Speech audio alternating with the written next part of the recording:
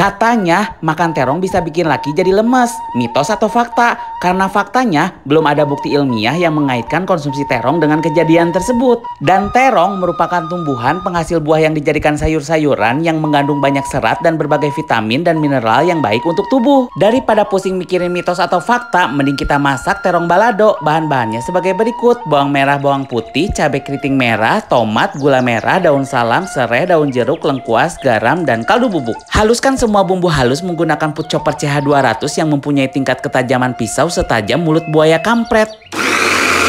Widih, cakep ya hasilnya. Selanjutnya panaskan minyak goreng secukupnya dan goreng terong di atas frypan granit Jerman anti lengket dari stand cookware. Tumis bumbu halus hingga harum, kemudian tambahkan daun salam, serai, daun jeruk, lengkuas, gula galeh hingga layu. Kemudian tambahkan kaldu bubuk, garam, gula merah, dan terong yang sudah digoreng. Gula galeh sampai bumbu merata dan meresap. Ini dia terong balado anti letoy-letoy. Selamat mencoba!